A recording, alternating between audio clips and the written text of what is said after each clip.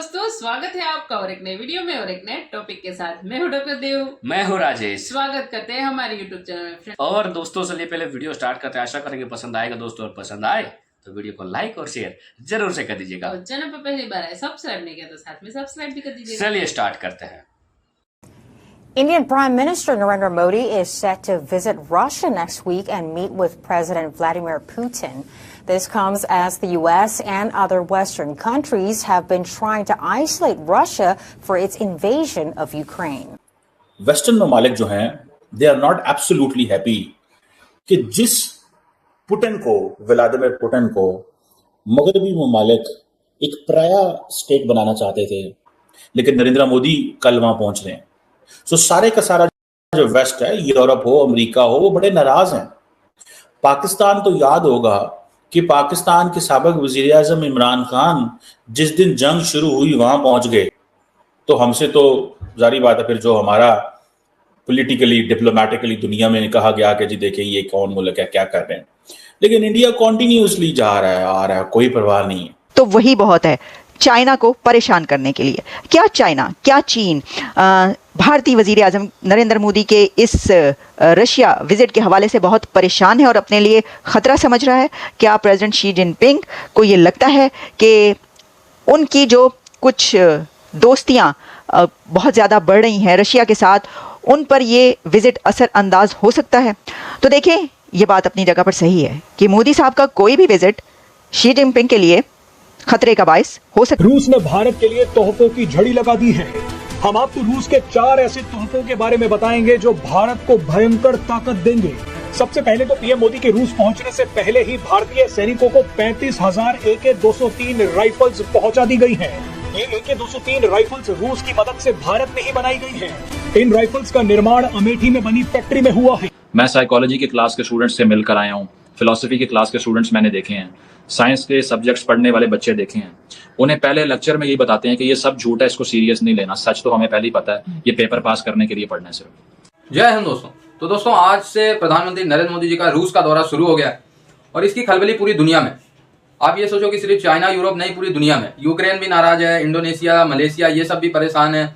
और चाइना तो है ही। यूएसए के संसद में आज डिस्कस होने लगा। कल रात को मैं देख रहा था, एक क्लिप आई फेसबुक पे जिसमें यूएसए के जो सांसद थे वो बोल रहे थे कि भाई भारत जो है लगातार रूस से नजदीकियां क्यों बढ़ा रहा है, जबकि अमेरिका तो भारत को सब कुछ दे रहा है। तो उनके विदेश मंत्री ब्लिंकन साहब ने कहा कि भाई हम तो आज भारत के करीब आए हैं, रूस तो कई सदियों से भारत की मदद कर रहा है और आज हमारे फायदे के लिए भारत जो है रूस से रिश्ते बिगाड़ नहीं सकता है। ये जयशंकर साहब ने बताया होगा उनके विदेश मंत्री को, तभी वो संसद में ऐसा बोल रहे। पूरी दुनिया परेशान है। यूरोपियन यूनियन उधर जला पड़ा है कि भारत क्यों जा रहा है, हम तो भारत को सब कुछ टेक्नोलॉजी वगैरह दे रहा है। भाई रूस जितनी मदद भारत को कोई भी देश नहीं कर सकता है।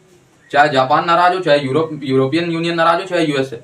अगर सिर्फ रूस हमारे साथ खड़ा है ना, तो दुनिया की किसी की औकात नहीं है कि भारत पे कुछ बुरी नजर डाले। अभी आप देखिए कि रूस ने AK सीरीज की सबसे लेटेस्ट गन 35,000 गन बना के भारतीय आर्मी को सौंप भी दी और टेक्नोलॉजी भी ट्रांसफर किया और भारत में ही बनाया। कर सकता है कोई देश ऐसा? बिल्कुल नहीं। लेकिन क्योंकि और सारी की सारी ये वेस्टर्न ममालिक कहते हैं कि इंडिया जो है वो रशिया की जो जंग है यूक्रेन के साथ, उसका मेन फाइनेंसर है। अगर इंडिया पैसे ना दे, पिछले मिसाल अगर $54 अरब का लेट से वो तेल नहीं खरीदते, तो रशिया के पास इतने पैसे नहीं हैं कि वो जंगें लड़ सके। सो बेसिकली तो ये जंग जो है वो भारत लड़ा रहा है। वो ये कह रहे हैं, ये कुछ जिसे आप कहें ना कि एक बड़ी इंटरेस्टिंग सिनेरियोस हैं जो मैं जाती नज़र में समझता हूँ कि ये अब फॉर एग्जांपल क्या नाम है उनका, प्राइम मिनिस्टर मोदी जा रहे हैं, ठीक है, और जो क्या नाम है उसका, पुतिन साहब प्राइवेट डिनर उनके लिए होस्ट कर रहे हैं, ठीक है जी। बड़ी बात होती है प्राइवेट डिनर, एक होता है स्टेट डिनर, एक होता है प्राइवेट डिनर, ठीक है जी। मतलब स्टेट डिनर तो है ही है, उनके लिए होंगे, जारी बात है। लेकिन ये समझ लें कि मोदी साहब का पहला ट्रिप है जब से 2022 में जंग शुरू हुई, और ये कहा जा रहा है कि this is 22nd annual India Russia summit, ठीक है जी। 3 सालों के बाद ये समिट हो रही है। वैसे तो इंडिया कहता है कि हमारी स्ट्रेटेजिक पार्टनरशिप है, लेकिन व्हाट इज द पर्पस? 3 साल बाद ये समिट क्यों हो रही है? एट टाइम्स ये लगता है कि इंडिया सिग्नलिंग कर रहा होता है। अगर समिट नहीं की तो दुनिया को बता दिया कि जी वो कोविड है, ये है, वो है। कोविड के बाद ये यूक्रेन की वॉर आ जाती है, नई समिट की, ठीक है जी। वेस्टर्न ममालिक को इतना नाराज भी नहीं करना, अनॉय नहीं करना, ठीक है, जबकि बायलैटरल ताल्लुकात में इंडिया कमी नहीं आने देता, ठीक है जी। और ये आपको मैं मजे की बात बताऊं कि ये जो एनुअल इंडिया रशिया समिट है, ये प्राइम मिनिस्टर अटल बिहारी वाजपेयी के जमाने की है, ठीक है जी। ये तब से चल रही है और तब भी जारी बात है बीजेपी की गवर्नमेंट हुआ करती थी, ठीक है जी। और अब देखना ये है कि जिसे कहेंगे ना कि मोदी साहब जो हैं बायलैटरल विजिट रशिया का कर रहे हैं, हाँ मल्टीलैटरल उन्होंने G7 का करके वहां सारी लीडरशिप से मुलाकातें वो कर ली। और सबसे बड़ी बात कि नरेंद्र मोदी जो हैं वो इंडिया की जो अवाम है, डियास्पोरा जिसे बोलते हैं, उससे भी वो मॉस्को में मुलाकातें करेंगे। ये बड़ी बात है वैसे इंडियन डियास्पोरा का या उस डियास्पोरा का चाइना में और रशिया में रहना, खास तौर पे रशिया के अंदर रहना, वहाँ पे बिजनेस करना, जुबान सीखना, ये सारी चीज़ें करना। लेकिन रशिया और इंडिया के ताल्लुकात इतने पुराने हैं, इतना वक्त हो चुका हुआ है कि अब वो समझते हैं कि मतलब इंडियंस को इतने एडवांटेजेस मिले हैं रशिया के अंदर कि उनके लिए वहाँ पे काम करना ही बड़ा ज़बरदस्त है।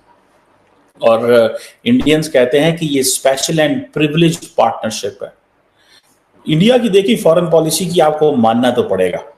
आप लाख इंडिया से इख्तलाफ करें, आपके इंडिया से 5000 किस्म के मसले हो सकते हैं, लेकिन मानना पड़ेगा कि Russia special and privileged partnership कहता है इंडिया के साथ, और अमेरिका जो है वो कॉम्प्रिहेंसिव ग्लोबल स्ट्रेटेजिक पार्टनरशिप कहता है इंडिया के साथ। और दोनों एक दूसरे के इतने दुश्मन है कि मुलाकात भी नहीं करते, लेकिन दोनों इंडिया के साथ अपनी लाइन सेट करके बैठे हुए हैं। तो एक तो इंडिया ने शुरू से अपनी पोजीशन का सही इस्तेमाल किया, अपने आप को बेचा नहीं जैसे हम माजी में बेचते रहे, अपनी लोकेशन को बेचा, अपनी आवाम को बेच दिया, ये बातें हमारे वहाँ होती रहती हैं।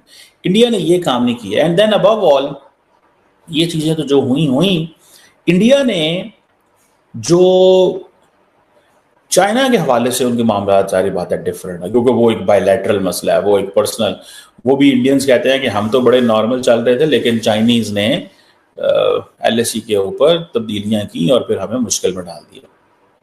अब ये यहाँ से जो रशिया का ये विजिट है, जिसे वो कहते हैं ना कि इंडिया ने बेसिकली तो इंटरनेशनल कम्युनिटी को एक ही चीज़ बताई है कि यार वो हमारे पुराने ताल्लुकात हैं, नए ताल्लुकात नहीं है। सो हम ताल्लुकात आज आप उठे हैं और हमें कहते हैं कि ताल्लुकात खराब कर दो, हम कैसे खराब करते? सो ये चीज़ें हैं। तो देखें, एक तो आप ये बात समझ लीजिए कि चीन और रशिया की जो दोस्ती है वो मौसमी दोस्त हैं। ये वो कहते हैं ना कि सीजनल फ्रेंडशिप है। कुछ परिंदे होते हैं जो गर्मियों में किसी और तरफ प्रवास करके चले जाते हैं। अमेरिका में ही बहुत, क्योंकि लेक्स हैं और ऐसे एरियाज़ हैं कि कुछ बहुत ज़्यादा कोल्ड है, कुछ बहुत गर्म है। तो क्या होता है कि साइबेरिया से परिंदे जो उड़ते हैं, बहुत ठंडी इलाकों से परिंदे उड़ते हैं, तो वो अमेरिका के उन इलाकों में प्रवास करके पहुंचते हैं कि जहां पर उन्हें पता है कि अगले 6 मंथ्स गर्मी रहेगी, वो वहां पर चैन से रह सकें। तो चीन और रूस की दोस्ती भी ऐसी ही दोस्ती है। रशिया और चाइना ये जो करीब नज़र आ रहे हैं, ये कोई डेकेड्स पुरानी दोस्ती नहीं है इंडिया और रशिया की तरह। इंडिया और रशिया की फ्रेंडशिप का कोई मुकाबला नहीं है चाइना और रशिया के अब के इस वक्त के अच्छे ताल्लुकात का, क्योंकि रशिया को इस वक्त ज़रूरत है चीन की। रशिया तो हमें थैंक यू दोस्तों, वीडियो को यहाँ तक देखने के लिए। वीडियो बहुत ही मज़ेदार थी, आपने जो भी क्लिप देखी दोस्तों वीडियो कैसी लगी है कमेंट में लिखकर जरूर बता दीजिए। फिलहाल आपसे विदाई ले रहे, मिलेंगे और एक नई वीडियो में आपके साथ। टिल देन, जय हिंद, जय भारत।